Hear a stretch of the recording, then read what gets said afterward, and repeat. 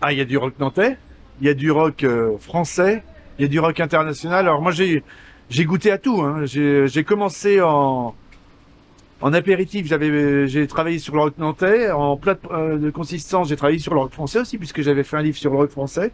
Et puis là, en guise de dessert, j'ai travaillé sur le rock international avec les 3 tomes de Rock Stories.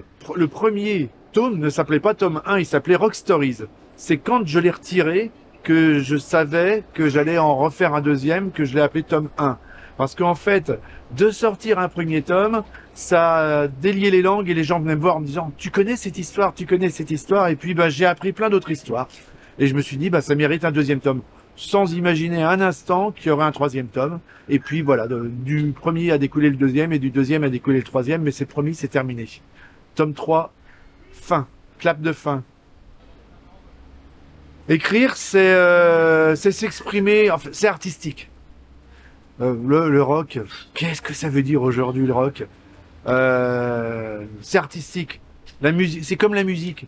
La musique aujourd'hui, enfin moi aujourd'hui j'écoute pas du rock, j'écoute de la musique. J'écoute de la musique, ça peut être du rock, ça peut être du blues, ça peut être de l'électro. Donc j'écoute de la musique et écrire c'est pareil, c'est sortir, c'est faire sortir quelque chose.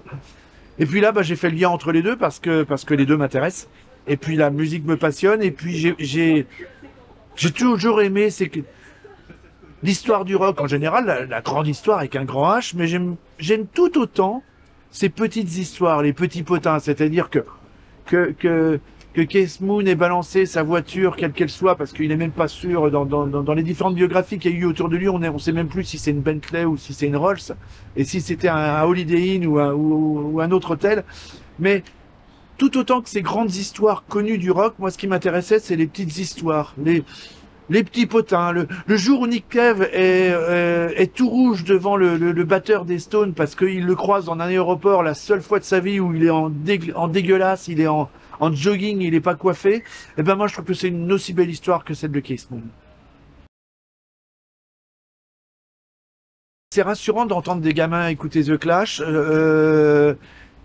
Il y en a pas beaucoup, mais c'est intense. C'est-à-dire que, bien évidemment, si on regarde autour de nous, je pense qu'il y a plus de gamins qui écoutent des musiques urbaines, comme on appelle ça, que ça soit du rap ou du hip-hop ou du R&B.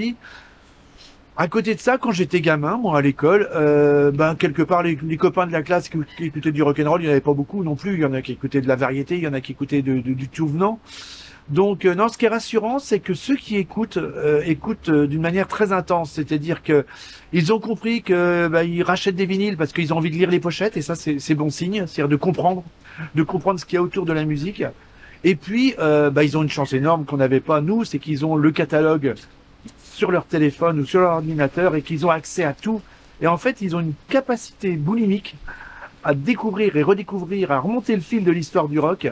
Et moi, quand je vois un gamin qui écoute les Clash, mais qui me parle des tout débuts des Clash et qui me parle du CBGB à New York avec les Ramones, les Talking Heads ou les Blondies, moi, ça m'enchante et je trouve ça formidable. Ils ont à portée de main 60 ans de rock'n'roll. C'est extraordinaire. Voire plus si on considère qu'il est parti dans les années 50.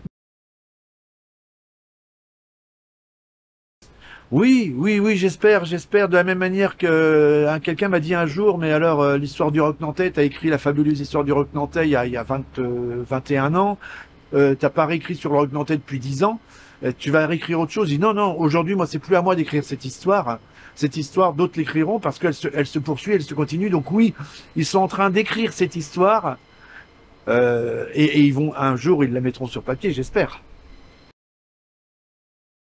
Alors les 3 volumes des Rock Stories, on peut les trouver partout. On peut les trouver. Alors j'ai une boutique en ligne puisque je suis un auteur indépendant, donc ça s'appelle Iéna Édition, iena-édition.com. Mais autrement, on peut le trouver dans toutes les bonnes crèmeries. Je crois que c'est comme ça qu'on dit, dans les librairies, sur les plateformes internet, on le trouve partout. Et puis s'il n'y est pas, faut aller voir le chef de rayon, lui dire dites donc, il n'y a pas Rock Stories.